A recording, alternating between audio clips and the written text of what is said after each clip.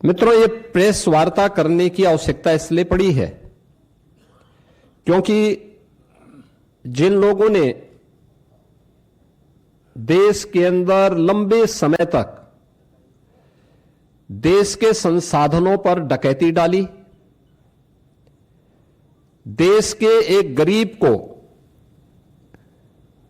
भूखों मरने के लिए, देश के नौजवान को पलायन करने के लिए, बेरोजगारी का दंश झेलने के लिए मजबूर कर दिया था, वे लोग इस प्रकार के रिफॉर्म का और इस प्रकार के एक पारदर्शी और ग्रामीण भारत के विकास का और विकसित भारत की संकल्पना का समर्थन करेंगे तो कहीं उनकी पोल न खुल जाए,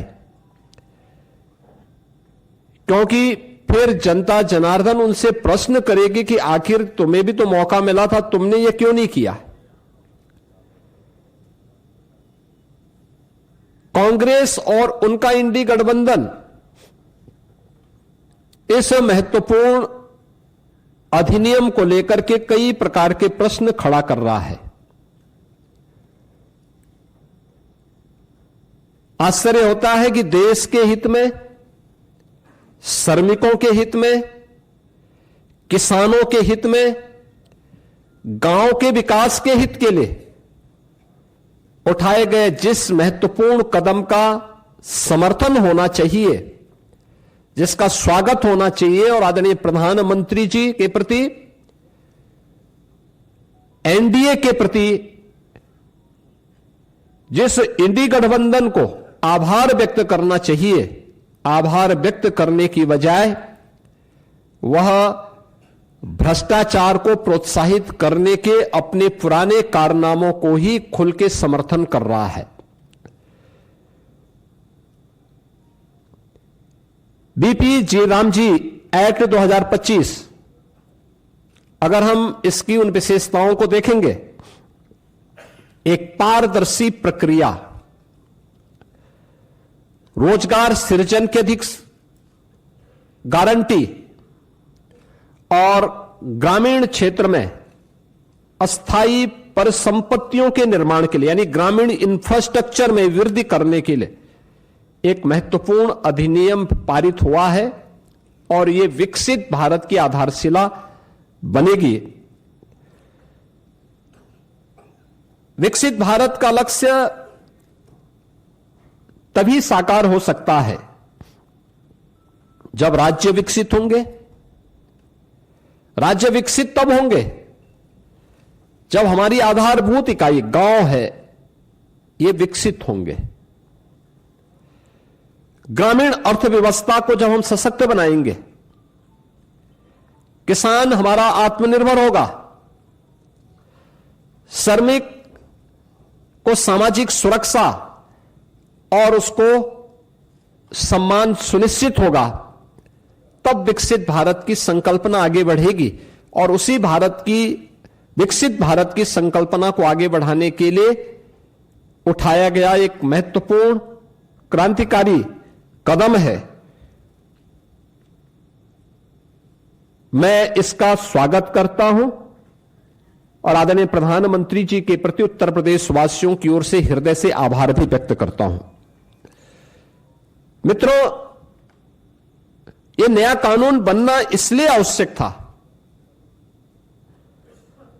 क्योंकि जिस मनरेगा की चर्चा कांग्रेस और उसके सहयोगी दल आज ढोल पीट करके कर रहे हैं, हमें उनकी उन विफलताओं की भी चर्चा करनी चाहिए और उसके बारे में भी सोचना चाहिए। खासतौर पर अधूरी और अस्थायी परिसंपत्तियां जिनका कोई दीर्घकालीन लाभ नहीं, फर्जी जॉब कार्ड, फर्जी हाजिरी, भुगतान में कटौती जैसे व्यापक भ्रष्टाचार की शिकायतें हर एक जनपद से और हर ग्राम पंचायत से यह सुनने को मिलती थी। कमजोर सोशल ऑडिट और शिकायत के निवारण की भी कमजोर व्यवस्था, प्रशासनिक क्षमता की बाधाएं, मजदूरी में देरी जैसी समस्याएं इसमें लगातार चलती गई। खेती के मौसम के समय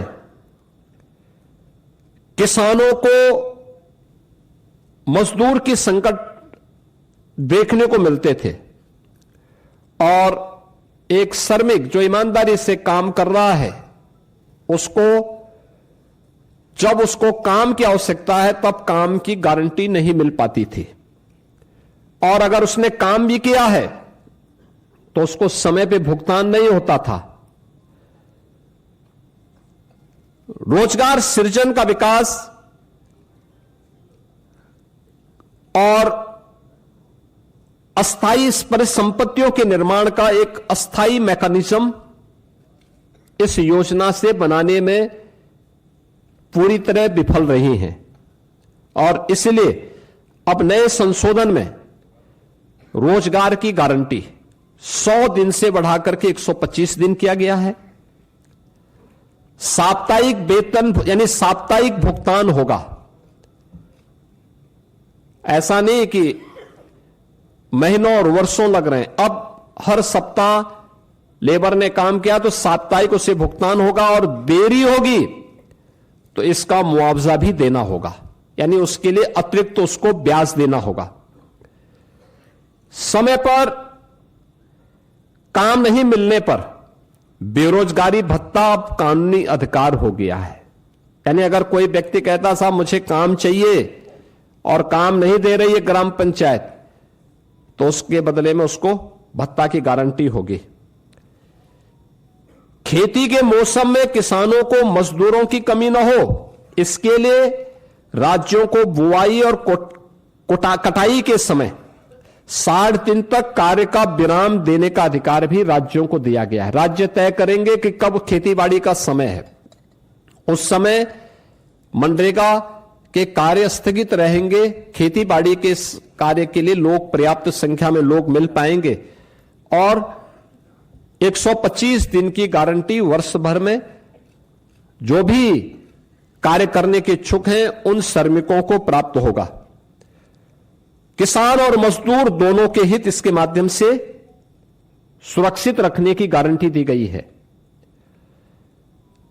खोदने और भरने वाली कामों पर विराम होने से स्वाभाविक रूप से जिनके हित प्रभावित हो रहे हैं वो चिल्ला रहे हैं, क्योंकि गड्ढा खोदते थे फिर उसको पाटते थे। ये प्रक्रिया अब उनके हित प्रभावित हो रहे हैं तो स्वाभाविक रूप से उनका चिल्लाहट होना स्वाभाविक रहे।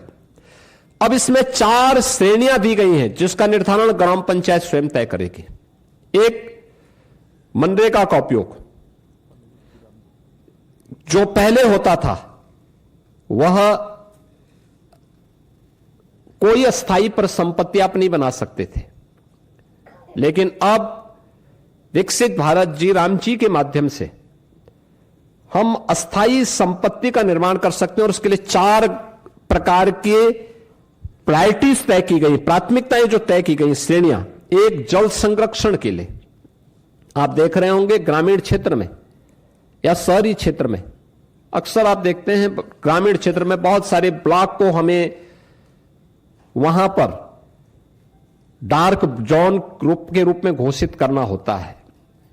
पानी की मात्रा बहुत नीचे जा चुकी होती है, कोई वहां पे अस्थायी व्यवस्था नहीं बन पाती है। आप इस योजना के माध्यम से जो मनरेगा में व्यवस्था नहीं थी, विकसित भारत जी राम जी के माध्यम से गारंटी दी गई है कि वह इसके माध्यम से जल संरक्षण की अस्थायी व्यवस्था क्रिएट कर सकते हैं, यानी रेन वाटर हार्वेस्टिंग की व्यवस्था, चेक डैम की व्यवस्था और उससे जुड़ी हुई अन्य सुविधाओं की को वहां पे गांव में वो क्रिएट कर सकता है। ग्रामीण बुनियादी इंफ्रास्ट्रक्चर के माध्यम से वह इन चीजों को वहां पे विकसित कर सकता है, सड़क, नाली, इन सब का विकास कर सकता है।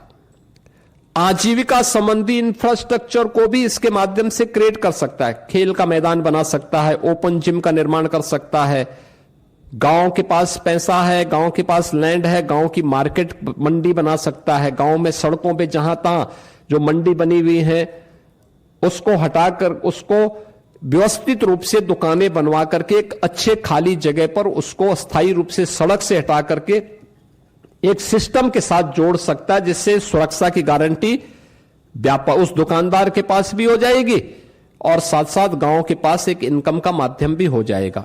इस प्रकार की उसको भी किया जा सकता है। और प्रतिकूल मौसम घटनाओं से निपटने और आपदा तैयारी हेतु भी विशेष कार्य किए जा सकते हैं। यानी बाढ़ प्रबंधन के लिए गांव से जुड़े हुए छोटे छोटे कार्य हैं, उसके लिए शासन पे उनको निर्भर रहना पड़ता है। अब इसके लिए निर्भरता की आवश्यकता नहीं, ये सारी चीजें वहां पर उपलब्ध। आप इस विकसित भारत जी राम जी की इस स्कीम के माध्यम से इस अधिनियम आपको ये गारंटी दे रहा है। टेक्नोलॉजी को कानूनी अधिकार के रूप में अब शामिल इसके माध्यम से किया गया है। बायोमेट्रिक उपस्थिति, geo tagging, satellite imaginary, real time mobile app monitoring और एआई से निगरानी और सीधे डिजिटल भुगतान। यानी अब हाजिरी भरने की औपचारिकताएं नहीं होंगी। अब जो भी होगा बायोमेट्रिक उपस्थिति के माध्यम से होगी, जियो टैगिंग के माध्यम से होगी, सैटेलाइट इमेजनरी के माध्यम से अस्थायी परिसंपत्ति का निर्माण हुआ है कि नहीं हुआ है, real time mobile app monitoring भी होगी, या ये टूल का भी इस्तेमाल वहां पे हो सकता है, और सीधे डिजिटल भुगतान डीबीटी के माध्यम से हम श्रमिक के खाते में सीधे पैसा भेजेंगे, ये इसके माध्यम से होगा। फर्जी नामों पर पैसा उठाने का खेल अब हमेशा के लिए बंद। आपने देखा होगा इससे पहले समाजवादी पार्टी के समय में सोनभद्र में मनरेगा का भयंकर घोटाला हुआ था। सीबीआई की इंक्वायरी उस समय उसकी चल रही है। यह भी उनके समय में लगातार होता रहा है। 6 माह में अनिवार्य सोशल ऑडिट, डिजिटल और समयबद्ध बहुस्तरीय शिकायत निवारण, जिला लोकपाल की व्यवस्था और केक के मानकों के अनुरूप ऑडिट की व्यवस्था भी इसके माध्यम से रहेगी। दूसरा, वित्तीय अनुशासन के साथ साथ यह संघीय संतुलन को बनाए रखने में भी एक बेहतर योगदान ये नया अधिनियम हमें देने जा रहा है, जिसमें केंद्र राज्य की साझेदारी 60-40 की हो गई। स्पष्ट वार्षिक बजट, लेकिन काम मांग आधारित ही रहेगा। यानी काम जो मांगेगा, गांव में मांगेगा, उसके अनुरूप ही वहां पे उसको कार्य भी दिया जाएगा। राज्यों को अधिक वित्तीय भागीदारी से में स्वामित्व, निगरानी और उसकी गुणवत्ता सुधार, ये राज्यों को इसका पूरा वो दिया गया है कि राज्य इसके लिए करेंगे। और मेरा मानना है कि कुल आवंटन में वृद्धि करके राज्यों को इस मनरेगा की तुलना में अगर इस नई स्कीम के माध्यम से आप देखेंगे तो विकसित भारत जी राम जी के माध्यम से 17,000 करोड़ रुपए अधिक धनराशि इसके माध्यम से प्राप्त हो सकती है। इसमें राज्यों को, यानी इससे पहले होता क्या था मनरेगा में, जिन राज्यों में श्रमिक कम है, जिन राज्यों में गरीबी कम है, उन राज्यों में पैसा ज्यादा जाता था क्योंकि फर्जी भुगतान होता था। लेकिन अब जिन राज्यों में लेबर क्लास ज्यादा है, जिन राज्यों में उन लोगों को, श्रमिकों को रोजगार की गारंटी मिलनी चाहिए, उन राज्यों को इसके माध्यम से ज्यादा कार्य मिलेगा, श्रमिकों का अधिकार बढ़ेगा, भुगतान उनका सुरक्षित होगा, किसान को समय पर भी श्रम उपलब्ध होने लगेगा। अब रोजगार केवल राहत का माध्यम नहीं, अभी तो यह विकास और आत्मनिर्भरता का भी आधार बनेगा। यानी आपने देखा होगा इससे पहले मनरेगा में क्या करते थे, सब रोजगार सृजन करना, एक बार गड्ढा खोदो फिर उसको पाट डालो। अब ये नहीं, अब कोई भी रोजगार होगा तो अस्थायी संपत्ति के निर्माण को लेकर के होगा, अस्थायी संपत्ति उसके माध्यम से बननी है। और विकसित भारत 2047 के विजन के अनुरूप ग्रामीण भारत अब राष्ट्र निर्माण पर और अधिक सक्रिय भूमिका का निर्वहन इसके माध्यम से कर पाएगा। मित्रों, विकसित भारत जी राम जी की इस अधिनियम को पारित करने के लिए मैं आदरणीय प्रधानमंत्री जी का, केंद्रीय ग्रामीण विकास मंत्री माननीय शिवराज सिंह चौहान जी का, पूरे केंद्रीय कैबिनेट का हृदय से मैं आभार व्यक्त करता हूं। और मैं इसलिए भी धन्यवाद देना चाहूंगा कि उत्तर प्रदेश जैसे राज्य को इससे काफी लाभ होगा और उत्तर प्रदेश सरकार इस कानून को पूर्ण संवेदनशीलता के साथ, पारदर्शी तरीके और प्रभावशीलता के साथ उत्तर प्रदेश में हम लागू करके रोजगार की एक नई गारंटी के साथ प्रदेश के अंदर हम लागू करेंगे। हमारा स्पष्ट लक्ष्य है हर पात्र को समय पर काम, हर गांव में टिकाऊ परिसंपत्तियां और हर श्रमिक के जीवन में सम्मान, सुरक्षा और खुशहाली हर हाल में प्राप्त होनी चाहिए। और आदरणीय प्रधानमंत्री जी के इस विजन के अनुरूप हम उत्तर प्रदेश के अंदर इसे प्रभावी ढंग से लागू करेंगे। और मैं फिर इस बात को कह सकता हूं कि विकसित भारत जिनकी संकल्पना में नहीं है, श्रमिकों का हित और किसानों का हित जिनके एजेंडे में कभी नहीं रहा है, ग्रामीण भारत का विकास हो और हर नागरिक को सम्मानजनक जीवन जीने का अधिकार मिले, ये जिनके एजेंडे में कभी नहीं रहा है, वे लोग तमाम प्रकार की भ्रम की स्थिति पैदा करना चाहते हैं और वही लोग इसका दुष्प्रचार भी कर रहे हैं। विकसित भारत जी राम जी का यह अधिनियम भारत के श्रमिकों के लिए, भारत के किसानों के लिए, भारत के ग्रामीण भारत के विकास के लिए एक मील का पत्थर साबित होगा।